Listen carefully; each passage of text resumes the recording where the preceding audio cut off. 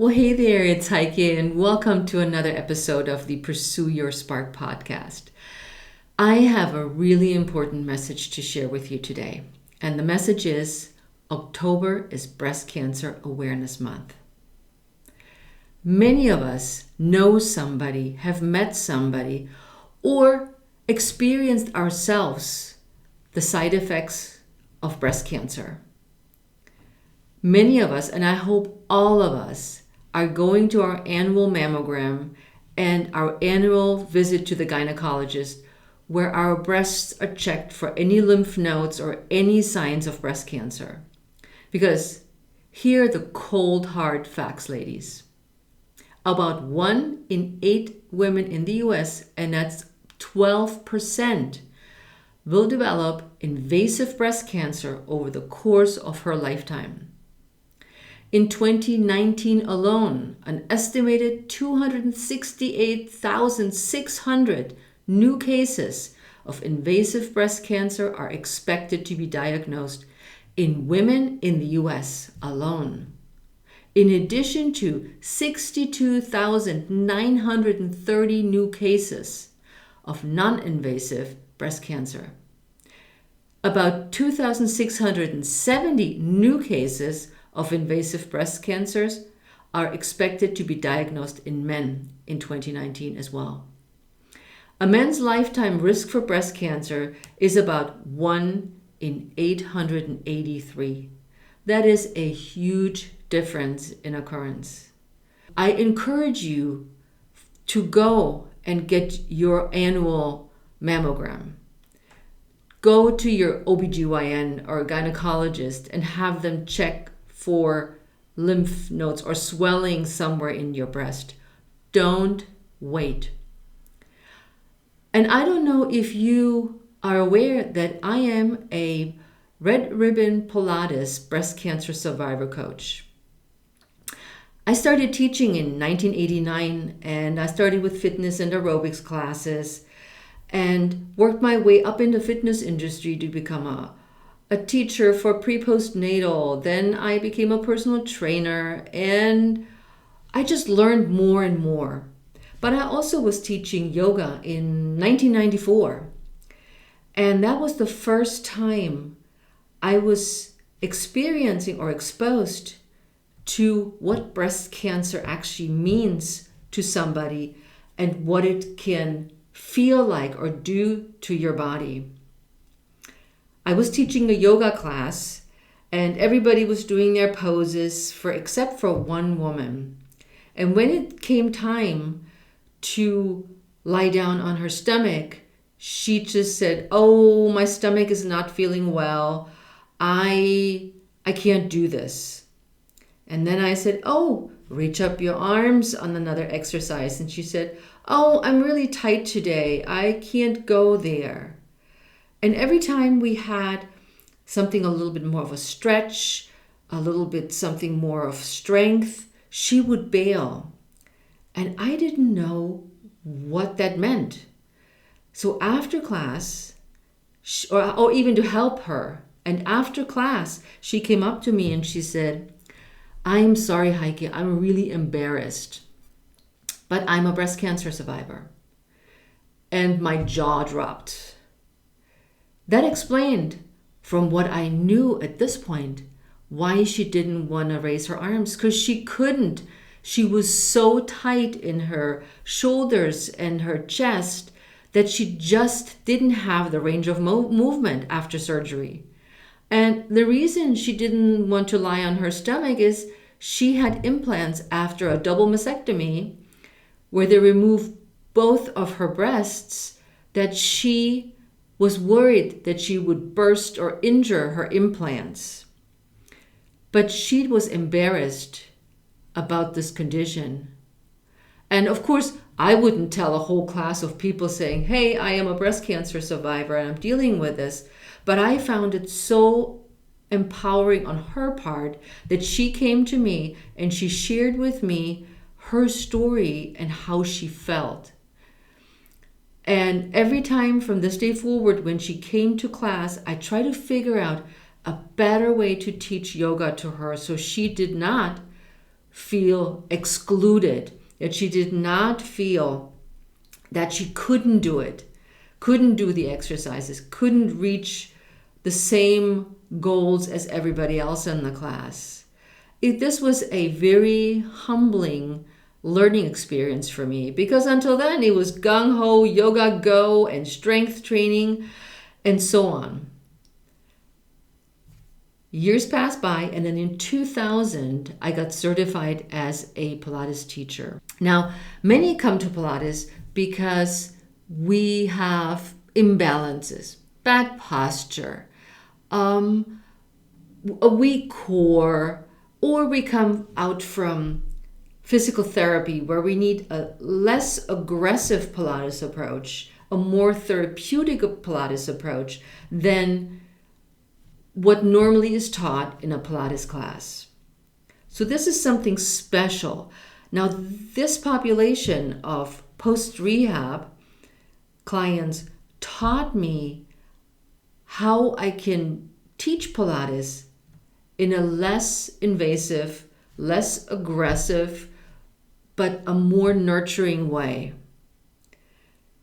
As I kept teaching, women found me and said, "Do you teach breast cancer survivors?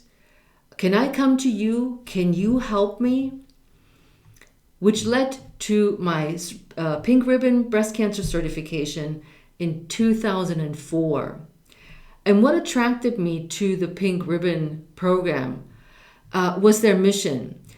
And the mission was that the pink ribbon Pilates program has been created to enhance recovery for breast cancer patients.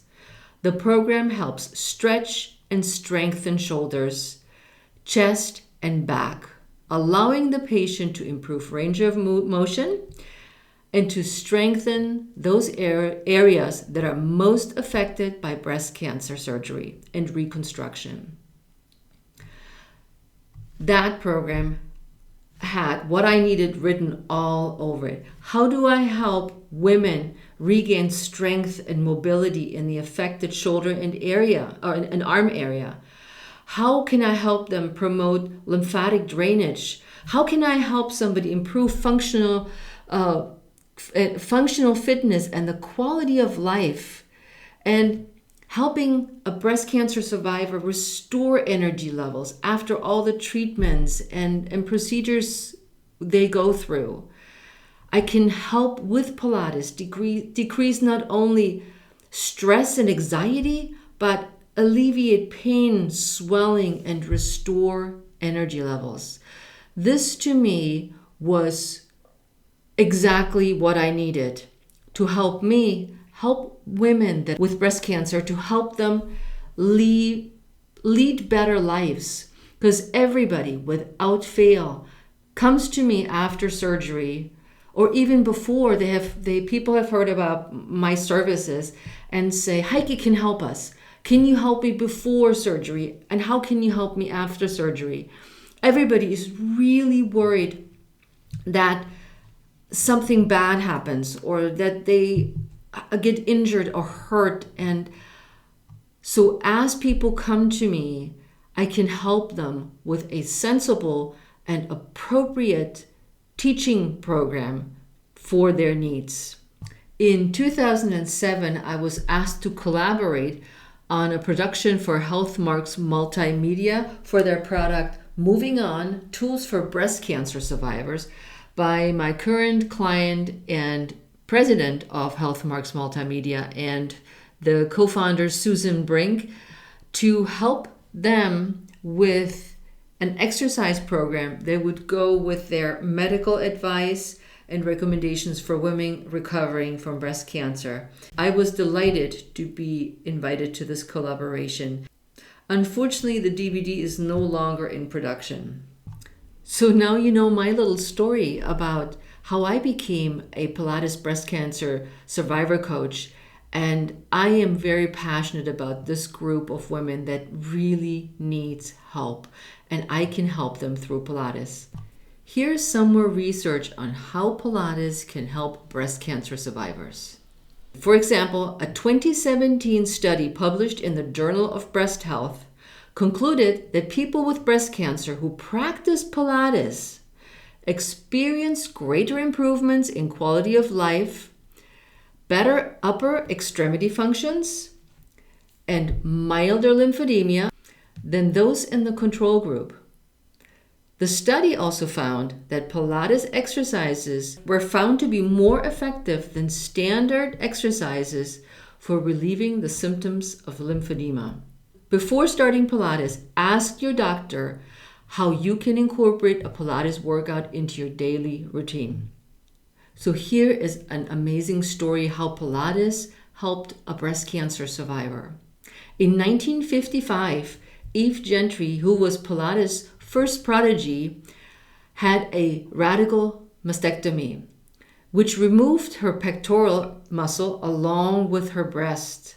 So she went to Mr. Pilates and he helped her recuperate. Within 1 year, she was able to do many advanced exercises. Back then, the doctors could not believe that she did all of this only with the Pilates method. And as we always say in our Pilates community, Joseph Pilates was a man ahead of his times. Here are some specific benefits that I found with my Pilates practice for breast cancer survivors. Number 1, you can do Pilates in many different positions. Supine, on your back. You can be side lying, standing, or seated. Every day is different, so we can pick any position that works best for any given day. Number 2, the exercises and the equipment can be modified for any level at any day. Number 3, you will be able to use the affected arm much easier and more naturally because Pilates, as a whole body experience, includes the arms and legs in the movement, no matter what the limitation.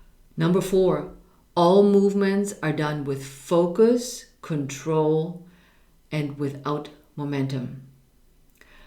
Number 5, deep ribcage breathing. Deep breathing, like we say we're breathing into an accordion, helps ease tension. And that encourages lymphatic drainage and stretches the tight areas affected by the scars. Number 6, Pilates provides a gentle reintroduction of exercise. If you feel your shoulder and your arm is frozen, gently Pilates will help you move through whatever the range of movement is that day. Number 7, Pilates increases muscle strength, especially in the back of the shoulders and the middle of the back, what's called the rhomboid. Number 8, Pilates helps you reestablish your function of your daily activities. Things like picking the cereal out of the cupboard if you have to reach up, or rolling over in bed. Things like getting in and out of the car that have become much more difficult. So Pilates helps you re-educate the muscles again and makes them functional for your daily life. Number 9, Pilates strengthens the transverse abdominals. These are the muscles that are like a seat belt around your lower abdominals, which are super important to stabilize and strengthen your back, especially after a TRAM. This is a transverse rectus abdominis mycocutaneous flap, or deep inferior epigastric perforator flap breast reconstruction procedure. Pilates can help with bladder control. Why do I mention this? Because through many treatments of breast cancer patients, these treatments may induce menopause, especially in women that are not yet menopausal. So learning how to engage your pelvic floor is really important during that time as well.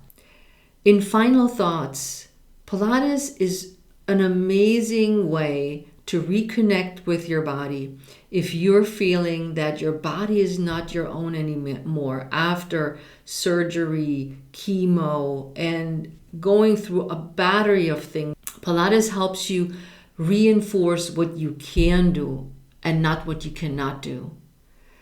You will slowly re-educate your body in how it moves healthy and small at first, but it gives it the chance to heal and become fully functional again. So October is Breast Cancer Awareness Month. Make sure you have your mammogram every year. You see your OBGYN once a year to check your breasts, unless you do it yourself.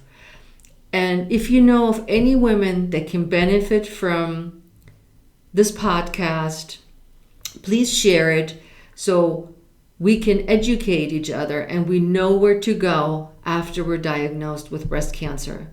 I will leave links in the show notes for you so you can find a certified Pilates teacher that is certified to work with breast cancer, and other links mentioned in today's show. So with that, thanks for being here. Take care. Ciao.